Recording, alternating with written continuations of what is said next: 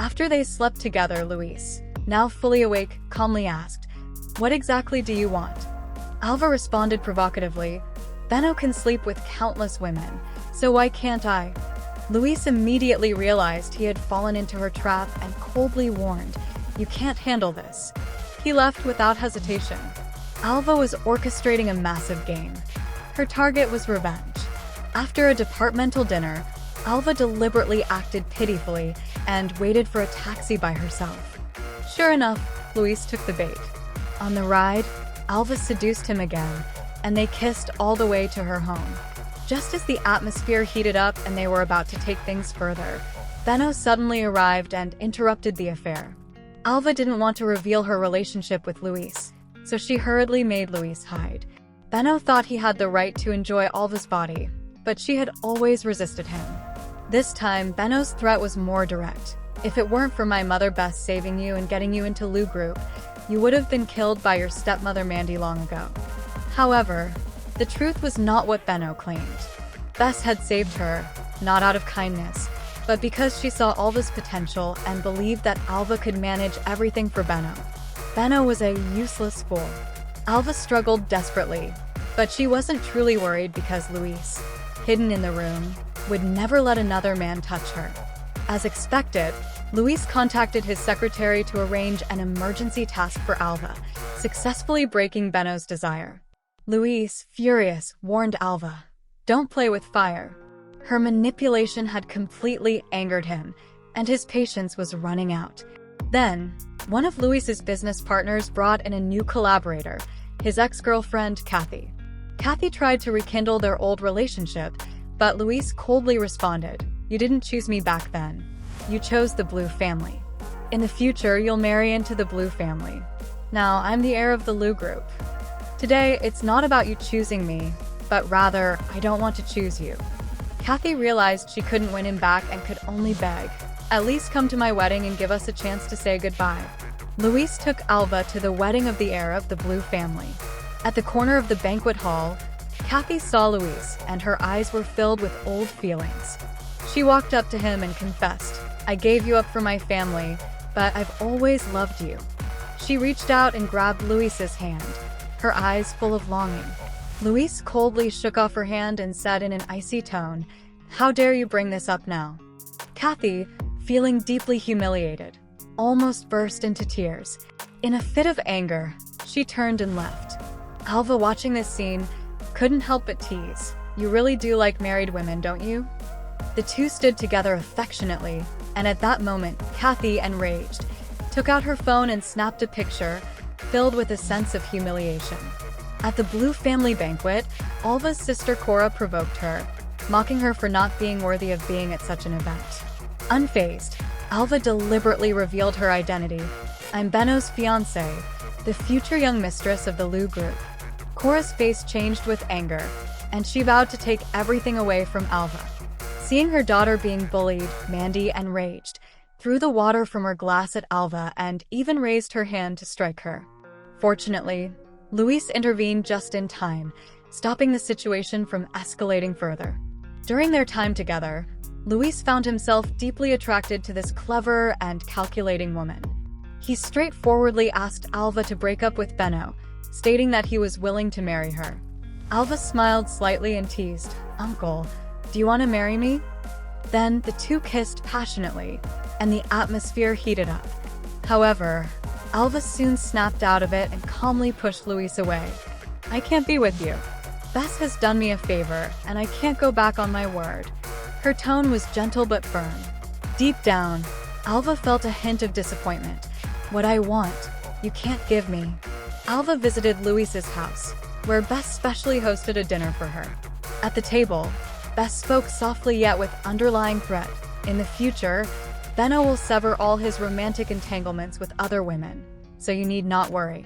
She then turned to Luise, speaking harshly, "You must take good care of your nephew's fiancée and ensure she isn't wronged."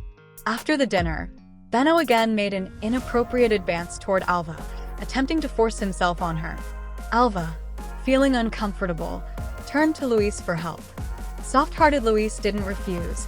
He had Alva get into the car and said he was taking her away for business reasons. Back at the office, Alva deliberately provoked Luise again. Luise, completely drawn in, had no resistance, and they soon had an intense encounter in the office. Afterwards, Alva peacefully slept on Luise's lap. When she woke up, Alva quickly regained her composure, realizing that if their relationship were to be exposed, the consequences would be disastrous. She rushed to the monitoring room to delete the video, just in case. While she was busy, Supervisor Joe suddenly appeared and bluntly questioned her why she had not followed Bess's instructions. Bess had arranged for Alva to join the Lu group in order to cause trouble for Luise and to weaken his position, ultimately supporting Benno to take over. Supervisor Joe had come to delete the video, as he had tampered with Luise's contract. Soon, Luise discovered the issue with the contract, but fortunately, it hadn't been signed yet. Otherwise, the group would have lost hundreds of billions. Luise discovered the relationship between Alva and Bess, and his heart was filled with disappointment and anger.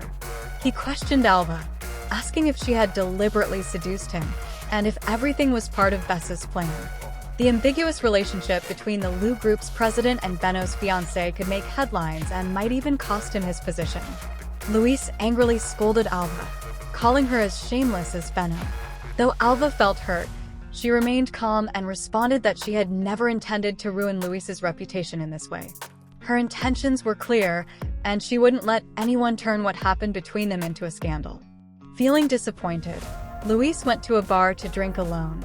Kathy, noticing this, tried to take advantage of the situation and get closer. But even in his drunken state, Luise still called Alva, asking her to come pick him up.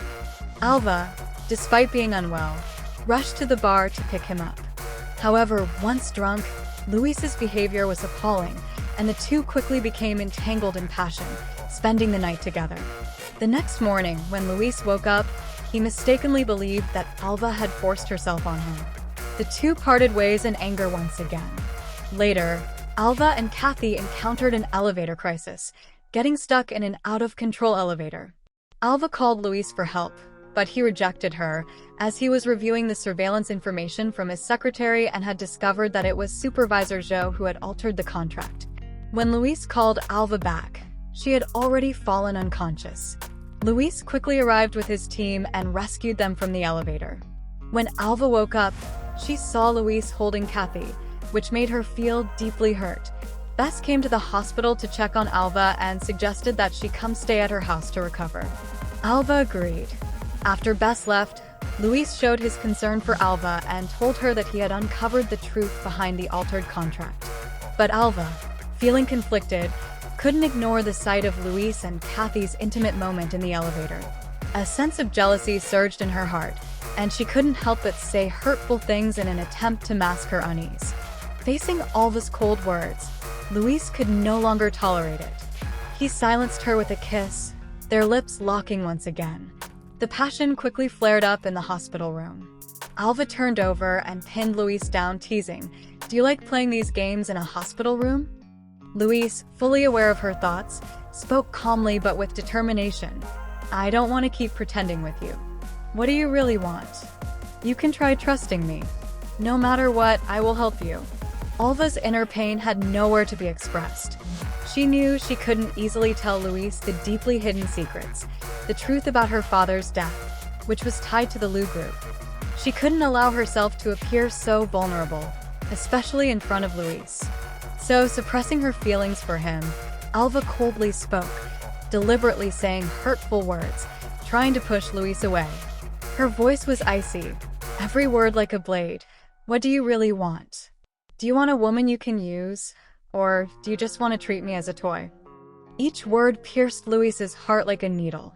As expected, Luise was deeply hurt by her words, and a flicker of disappointment and anger flashed in his eyes. After a brief silence, he turned and left.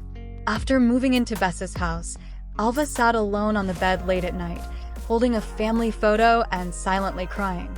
Her heart was filled with questions about her father's death, and she was determined to uncover the truth. Luise had seen Alva and Benno's intimate behavior and was displeased. Drunk late one night, he couldn't control his emotions and went to Alva's room. Seeing him drunk, Alva couldn't help but scold him for his behavior. Just then, Bess knocked on the door, thinking that Alva wasn't feeling well and intending to check on her. Alva quickly sent her away and turned to face the drunk Luise. Without any restraint, Luise pounced on her, and the two began a passionate night together. The next morning, after Luise had sobered up, he found that Alva was investigating the financial status of the Lu group, seemingly digging into past secrets. Suspicious, he ordered his subordinates to investigate Alva and some unknown events that had occurred in the group years ago. Soon, he discovered unusual financial data. During Bess's time in charge, the company had been losing money, but one day there was suddenly a large deposit. Doubts began to grow in Luise's mind. Further investigation led Luise to dig through old reports, and he finally found a key clue. A supplier of the Lu group had been sued for a contract dispute, ultimately compensating for massive debts before dying. The wife of this supplier was Mandy. With this discovery, Luise finally realized that Alva was the daughter of the supplier, and that Mandy had remarried a wealthy man after her husband's death and had given birth to Cora. Luise confronted Alva, angrily demanding, "All this time, our emotional and physical entanglement, was it all part of your plan? Have you been lying to me this whole time?" His words were filled with rage and disappointment. Alva took a deep breath and finally admitted, "Yes, my approach did have a purpose, but my relationship with you was accidental. I originally only planned to get close to Bess and her son. I didn't expect it to involve you." Her voice was slightly choked. "But the Lu group is not innocent," she added, throwing the evidence she had found at Luise. "My father was wrongfully killed."